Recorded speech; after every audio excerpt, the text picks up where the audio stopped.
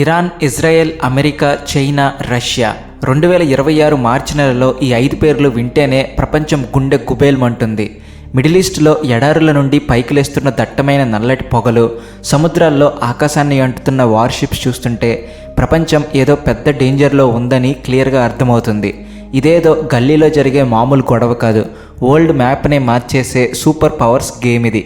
ఆకాశం నిండా మిసైల్స్ వెలుతురు, సముద్రం అడుగున ఏ క్షణంలో ఏమవుతుందో తెలియని టెన్షన్. సముద్రం అడుగున సైలెంట్గా సబ్మెరైన్స్ వేట కోసం కాచుకుని కూర్చున్నాయి. ఏ చిన్న తప్పు జరిగినా యావత్ ప్రపంచమే బ్లాస్ట్ అయిపోవచ్చు. కానీ ఒక్కసారి లాజిక్ ఆలోచించండి. ప్రపంచాన్ని శాసించే పెద్ద పెద్ద దేశాలే గజగజ వణికిపోతుంటే మన భారతదేశం మాత్రం ఇంత కూల్గా ప్రశాంతంగా ఎలా ఉందబ్బా? యూరోప్లో పవర్ కట్స్ వల్ల హీటర్లు పనిచేయక జనాలు తీవ్రమైన చలికి వణికిపోతున్నారు. అడ్వాన్స్డ్ టెక్నాలజీ ఉందని కాలర్ ఎగరేసిన దేశాలు కూడా ఇప్పుడు పవర్ రేషనింగ్ చేస్తున్నాయి. రోజులో ఇన్ని గంటలే కరెంటు వాడాలి అని రూల్స్ పెడుతున్నాయి. ఒకప్పుడు వరల్డ్ ఫ్యాక్టరీ అని బిల్డప్ ఇచ్చిన చైనాలో ఇప్పుడు కంపెనీలు మెల్లగా మూతపడిపోతున్నాయి. గ్లోబల్ సప్లై చైన్ మొత్తం డిస్టర్బ్ అయిపోయింది. ఇలాంటి టైంలో భారతదేశం మాత్రం ఎవరి మీద డిపెండ్ అవ్వకుండా తన కాళ్ళ మీద తాను నిలబడమే కాదు, మమ్మల్ని ఎవరు ఏమీ పీకలేరు అని ప్రపంచం ముఖం మీదే గర్వంగా ఎలా చెప్పగలుగుతుంది? అసలు ఇన్ని దశాబ్దాలుగా మన భారత్ భూమి లోపల దాచిపెట్టిన ఆ సీక్రెట్ వెపన్ ఏంటి? అందరికీ షాక్ ఇచ్చేలా భారతదేశం ఏది నిర్మించుకుంది? మీ ఇంట్లో స్విచ్ వేస్తే లైట్ వెలగడం దగ్గర నుంచి బోర్డర్ సెక్యూరిటీ వరకు అన్నిటినీ కాపాడుతున్న ఆ సైలెంట్ పవర్ ఏంటో ఇప్పుడు డీటెయిల్డ్గా మాట్లాడుకుందాం. అంతకంటే ముందు మా ఛానల్ సబ్స్క్రైబ్ చేసుకోకపోతే వెంటనే సబ్స్క్రైబ్ చేసుకొని కామెంట్ సెక్షన్లో జై హింద్ అని రాయండి. ఎవరు ఊహించని విధంగా మన భారతదేశం వేసిన ఈ మాస్టర్ ప్లాన్ గురించి మీరు ఖచ్చితంగా తెలుసుకోవాలి. అసలు మ్యాటర్ ఏంటంటే మిడిల్ ఈస్ట్లో జరుగుతున్న ఈ భయంకరమైన గొడవకి మెయిన్ టార్గెట్ హార్మోస్ స్ట్రైట్. పేరుకి చిన్నదే, కానీ ఇది వరల్డ్ ఎకానమీకి ప్రాణనాడి లాంటిది. ప్రపంచానికి కావలసిన క్రూడ్ ఆయిల్లో దాదాపు 20% వరకు ఈ చిన్న సముద్ర మార్గం గుండానే వెళ్తుంది. ఇప్పుడు ఇరాన్ ఏమంటుందంటే మా జోలికి వస్తే ఈ దారిని కంప్లీట్గా బ్లాక్ చేస్తామని ఓపెన్గా వార్నింగ్ ఇచ్చేసింది. వాళ్ళ బిహేవియర్ చూస్తుంటే ఏ క్షణంలో ఏం చేస్తారో ఎవరికీ అర్థం కావట్లేదు. ఈ దెబ్బకి అమెరికాలోని టాప్ లెవెల్ స్ట్రాటజిక్ల మైండ్ బ్లాక్ అయిపోయింది. అప్పుడు అందరికీ ఒకటే డౌట్, మరి ఇప్పుడు భారతదేశం పరిస్థితి ఏంటి అని. ఎందుకంటే మనకు కావాల్సిన ఆయిల్లో 85% వేరే దేశాల నుండే ఇంపోర్ట్ చేసుకుంటామని అందరికీ తెలుసు. ఇంటర్నేషనల్ మీడియా వాళ్ళైతే ఇక భారత్ పని అయిపోయింది, పవర్ కట్ అయిపోతుంది, వెహికల్స్ ఆగిపోతాయి, ఎకానమీ క్రాష్ అయిపోతుంది అని ఆర్టికల్స్ రాయడం మొదలుపెట్టేశారు. కానీ కట్ చేస్తే సరిగ్గా అదే టైంలో మన పార్లమెంట్లో ప్రైమ్ మినిస్టర్ గారు ఒక రేంజ్లో స్పీచ్ ఇచ్చారు. ఆయన కాన్ఫిడెన్స్ చూసి వాషింగ్టన్ నుండి బీజింగ్ వరకు అందరికీ చెమటలు పట్టాయి. మన దగ్గర ఉన్న ఆ బ్లాక్ గోల్డ్ గురించి ఓపెన్గా చెప్పారు. అదే మన సొంత బొగ్గు. ప్రపంచం మొత్తం ఆయిల్ కోసం కొట్టుకు చేస్తుంటే మన భారత్ మాత్రం కాలర్ ఎగరేసి బొగ్గు మీద బేస్ అయి నిలబడింది. ఆయిల్ రాకపోవచ్చు, కానీ మన బొగ్గు మనల్ని ఎప్పటికీ మోసం చెయ్యదు అని ప్రూవ్ చేశాం. సొంత రిసోర్సెస్ వల్లే అసలైన ఇండిపెండెన్స్ వస్తుందని ప్రపంచానికి గట్టిగా చెప్పేశాం. అసలు ఈ ప్లాన్ అంతా ఎలా వర్కౌట్ అయిందో తెలుసా? మిడిల్ ఈస్ట్ గొడవల వల్ల కార్గో షిప్లు దారి మళ్లించి ఆఫ్రికా చుట్టూ లాంగ్ రూట్లో వస్తున్నాయి. దీనికి ఎక్స్ట్రా 20 రోజులు పడుతుంది. పైగా షిప్పింగ్ కంపెనీల ఇన్సూరెన్స్ రేట్లు ఏకంగా 400% పెరిగిపోయాయి. ప్రపంచమంతా విపరీతమైన ఇన్ఫ్లేషన్తో అల్లాడిపోతుంది. దొరికిన కాడికి ఆయిల్ కొనుక్కొని స్టోర్ చేసుకుందామని అన్ని దేశాలు క్యూలో నిలబడ్డాయి. కానీ మన భారతదేశంలోని పవర్ ప్లాంట్లు మాత్రం సైలెంట్గా లేవు, ఫుల్ స్పీడ్లో పనిచేస్తున్నాయి. దీనికి కారణం మనం ఆయిల్ మీద కంటే ముందు నుంచే బొగ్గు మీద ఎక్కువగా ఫోకస్ పెట్టడమే. ఈరోజు భారతదేశం ప్రపంచంలోనే సెకండ్ లార్జెస్ట్ బొగ్గు ప్రొడ్యూస్ చేసే దేశంగా నిలబడింది. 2026 లేటెస్ట్ రిపోర్ట్స్ చూస్తే ఎవరికైనా ఫ్యూజ్లు ఎగిరిపోవాల్సిందే. ఎవరికీ పాసిబుల్ కాదు అనుకున్న 1 బిలియన్ టన్నుల బొగ్గును భూమి లోపల నుంచి బయటకు తీసి వరుసగా 2వ ఏడాది కూడా రికార్డ్ క్రియేట్ చేశాం. 1 బిలియన్ టన్నులు అంటే మామూలు విషయం కాదు. ఇంత భారీ ప్రొడక్షన్ వల్ల మన పవర్ గ్రిడ్కి ఫుల్ స్టెబిలిటీ వచ్చింది. రేపు వరల్డ్ మొత్తం సప్లై ఆగిపోయినా, చమురు బావులన్నీ ఎండిపోయినా సరే మన దేశంలో లక్షలాది ఇళ్లల్లో ఫ్యాన్లు తిరుగుతాయి, లైట్లు వెలుగుతాయి, ఫ్యాక్టరీలు ఏకంగా 3 షిప్పుల్లో రన్ అవుతూనే ఉంటాయి. అయితే ఈ బొగ్గు గనిలో నుంచి మీ ఇంటి స్విచ్ బోర్డు వరకు ఎలా వస్తుందనేదే అసలైన లాజిక్. పాత రోజుల్లో బొగ్గు ఉన్నా దాన్ని మూవ్ చేయడానికి సరైన రోడ్లు, రైళ్లు ఉండేవి కాదు. గనుల్లోనే వర్షానికి తడిసిపోయి వేస్ట్ అయిపోయేది. కానీ గత కొన్నేళ్లుగా మన వాళ్ళు డెవలప్ చేసిన లాజిస్టిక్స్ నెట్వర్క్ చూస్తే డెవలప్డ్ కంట్రీస్కి కూడా నిద్ర పట్టలేదు. కేవలం బొగ్గు కోసం స్పెషల్ ఫ్లైట్ కారిడార్లు, latest goods trains, AI based digital tracking systems వచ్చేసాయి. బొగ్గు గనిలో నుంచి బయటకు రాగానే డైరెక్ట్గా బటన్ నొక్కినంత ఫాస్ట్గా పవర్ ప్లాంట్కి వెళ్ళిపోతుంది. ఎక్కడ దొంగతనాలు లేవు, లేట్ అయ్యే ఛాన్స్ లేదు. అందుకే పవర్ ప్లాంట్లలో ఎప్పుడు 3 వారాలకు సరిపడా బఫర్ స్టాక్ రెడీగా ఉంటుంది. రేపు మిడిల్ ఈస్ట్ క్రైసిస్ ఎన్ని నెలలు జరిగినా మనకు ఎలాంటి ప్రాబ్లం లేదు. ఒకప్పుడు ఈ బొగ్గుని పొల్యూషన్ అని వెస్ట్రన్ కంట్రీస్ పక్కన పెట్టేశాయి. గ్లోబల్ వార్మింగ్కి మీరే కారణమంటూ పెద్ద పెద్ద దేశాలన్నీ మన మీద ఫుల్ ప్రెషర్ తెచ్చాయి. పర్యావరణం పాడవుతుంది కాబట్టి వెంటనే బొగ్గు గనులు ఆపేసి అంతా సోలార్, విండ్ పవర్ వాడుకోమని క్లాసులు పీకాయి. దానికి మన వాళ్ళు దిమ్మ తిరిగే కౌంటర్ ఇచ్చారు.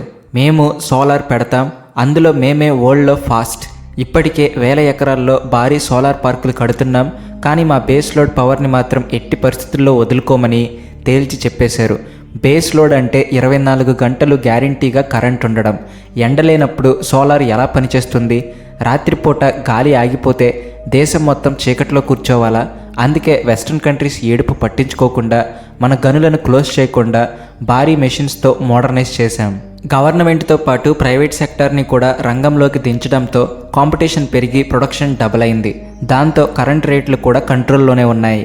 ఈ బేస్ లోడ్ సెక్యూరిటీ వల్లే ఇప్పుడు మన ఎలక్ట్రిక్ వెహికల్ మార్కెట్ కూడా సూపర్ ఫాస్ట్గా గ్రో అవుతుంది. పెట్రోల్ బంకుల్లో ఆయిల్ లేకపోయినా మన ఈవీ కార్లు పవర్ఫుల్గా రోడ్ల మీద తిరుగుతున్నాయి. సరే కరెంట్ వస్తుంది, మరి కమర్షియల్ వెహికల్స్, లారీలు, విమానాలు నడవాలంటే ఆయిల్ కావాలి కదా అనే డౌట్ మీకు రావచ్చు. అక్కడే మన దేశం అసలు సిసలైన సెక్యూరిటీ వాల్ కట్టింది. మన దగ్గర 53 లక్షల మెట్రిక్ టన్నుల స్ట్రాటజిక్ పెట్రోలియం రిజర్వులు ఉన్నాయని ప్రైమ్ మినిస్టర్ గారు క్లియర్గా చెప్పారు. అంటే రేపు ఏదైనా ఎమర్జెన్సీ వస్తే వాడుకోవడానికి భూమి లోపల, రాతి గుహల్లో పెద్ద పెద్ద కేవ్స్ తొలచి ఆయిల్ని స్టోర్ చేశామన్నమాట. మంగళూరు, విశాఖపట్నం లాంటి ప్లేసెస్లో ఉన్న ఇవి మామూలు స్టోరేజ్ ట్యాంకులు కావు, వరల్డ్ క్లాస్ ఇంజనీరింగ్ వండర్స్. దాన్ని ఇప్పుడు ఇంకా ఎక్స్పాండ్ చేసి 65 లక్షల మెట్రిక్ టన్నులకు పెంచుతున్నాం. సో బయట నుండి ఒక్క చుక్క ఆయిల్ రాకపోయినా కొన్ని నెలల పాటు మన ట్రాన్స్పోర్ట్ ఆగిపోదు. అటు బొగ్గుతో కరెంట్, ఇటు రిజర్వ్ ఆయిల్తో రవాణా. ఈ డబుల్ ప్రొటెక్షన్తో భారతదేశం వరల్డ్లోనే మోస్ట్ సేఫ్ కంట్రీగా మారిపోయింది. ఇక్కడే మన సైంటిస్టులు డెవలప్ చేసిన ఒక మైండ్ బ్లోయింగ్ టెక్నాలజీ ఉంది. మనం బొగ్గుని ఊరికే కరెంట్ కోసం కాల్చేసి పొగ వదలట్లేదు. కోల్ గ్యాసిఫికేషన్ అనే లేటెస్ట్ టెక్నాలజీ వాడుతున్నాం. అంటే బొగ్గుని డైరెక్ట్గా మంటల్లో కాల్చకుండా ఆక్సిజన్ స్టీమ్ వాడి హైడ్రోజన్ కార్బన్ మోనాక్సైడ్గా మారుస్తున్నాం. దీనివల్ల వాతావరణంలోకి పొల్యూషన్ అస్సలు వెళ్ళదు. పైగా ఆ ప్రొడ్యూస్ అయిన సిన్ గ్యాస్తో యూరియా ఫెర్టిలైజర్స్ తయారు చేయొచ్చు.